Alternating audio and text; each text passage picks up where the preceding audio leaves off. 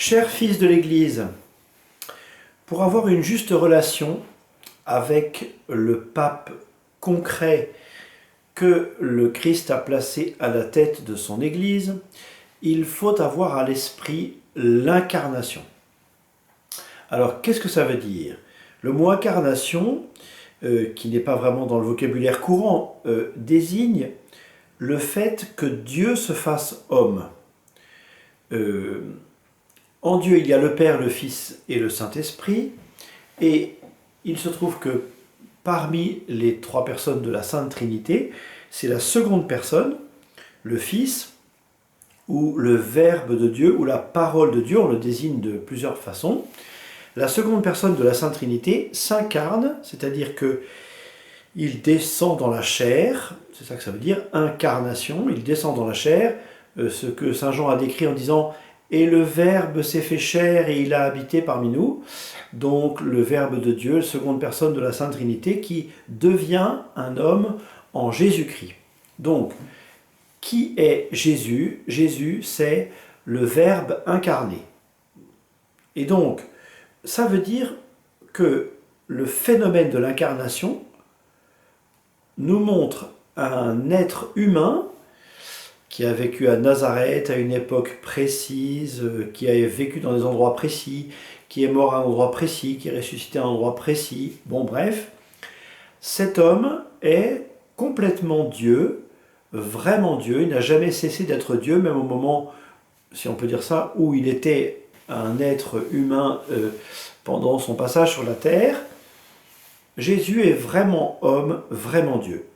Ce qui a une conséquence pour l'incarnation, c'est que celui qui veut avoir accès à Dieu a dû passer par un homme qui s'appelait Jésus-Christ.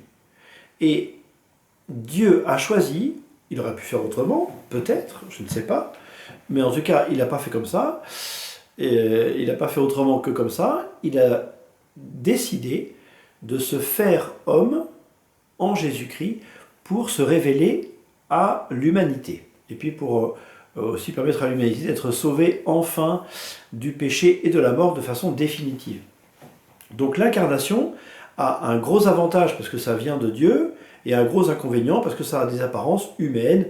Et les gens se sont dit, d'ailleurs à l'époque où ils ont rencontré Jésus, ils ont dit mais on connaît cet homme, on sait d'où il vient, on connaît sa famille, tout ça, bon, comment prétend-il être Dieu? Donc c'était pas simple, c'est vrai. Bon. Ça c'est ce qui concerne Jésus. L'Église, et puis ensuite je veux venir au pape.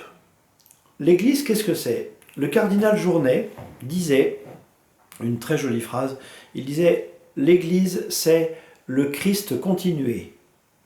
Autrement dit, le principe de l'incarnation est le même dans l'Église, c'est-à-dire des bons hommes marqués par l'humanité, alors marqués en plus, la différence avec Jésus, marqués par le péché, etc.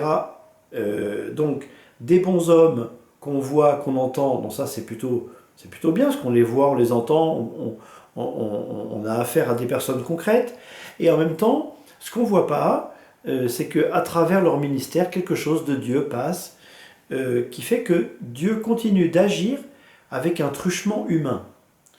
C'est le principe du sacrement. Hein, l'Église, c'est un sacrement du salut, c'est-à-dire que quand Dieu veut sauver l'humanité, il passe par l'Église, c'est-à-dire cet ensemble composé uniquement de pécheurs, et en même temps qui fait que, malgré tout, le don de Dieu passe à travers tout ça, le mystère de l'Église. Quand vous voyez un pauvre bonhomme qui verse de l'eau sur le front d'un enfant en disant « Je te baptise au nom du Père et du Fils et du Saint-Esprit », eh bien c'est réellement Dieu qui agit, alors que c'est un pauvre bonhomme qui est l'instrument de l'action de Dieu. Voilà. Donc ça, c'est le principe de l'incarnation dans l'Église aussi, pas seulement en Jésus-Christ. Donc dans l'Église, l'action mystérieuse et puissante de Dieu passe à travers un pauvre bonhomme. Venons-en au pape, puisque c'est l'objet de cette série de vidéos. Le pape, qu'est-ce que c'est? C'est un pauvre bonhomme. C'est pour ça qu'il demande la prière, et j'en parlerai dans la vidéo d'après. C'est un pauvre bonhomme qui, en plus d'être, comme vous et moi, un pauvre, est marqué par son éducation, est marqué par les expériences qu'il a faites dans son ministère, est marqué par les gens qui l'entourent et qui le conseillent. Donc il y a tout un côté très humain, en fait, qu'on peut très bien apprécier ou non, d'ailleurs selon les cas. Il y a ça, et puis il y a le ministère que Jésus-Christ continue de réaliser dans son Église à travers lui. Et donc, ça veut dire que, très concrètement, si je m'éloigne du pape, eh bien, Jésus ne va pas mystérieusement, de façon stratosphérique, et on ne sait pas trop comment, continuer d'agir en dépit de mon éloignement ou de mon rapprochement du pape. En fait, si je m'éloigne du pape, je m'éloigne de l'action que Jésus réalise dans son Église. Je m'éloigne insensiblement de Jésus, en fait, au prétexte que je voudrais m'éloigner de tel ou tel aspect du pape que j'apprécie moins dans son ministère ou dans sa façon d'être. Donc, s'éloigner du pape, c'est s'éloigner du Christ, qu'on le veuille ou non. Alors c'est vrai qu'il y a un décalage, c'est-à-dire que j'ai le droit de, de considérer qu'il y a de l'humanité chez ce bonhomme-là et que son humanité m'attire plus ou moins, ou que telle ou telle de ses phrases ou de ses actions, je les approuve plus ou moins. C'est pas un problème, ça.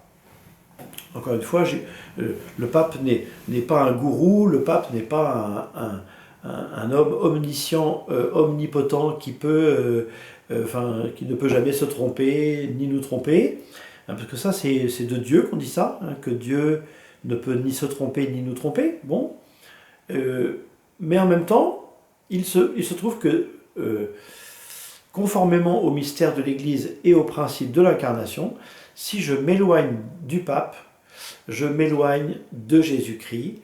Et Jésus-Christ aura de plus en plus de mal à me parler en me disant des choses qui me plaisent ou qui me déplaisent. Voilà. Donc, le lien avec le pape est extrêmement important.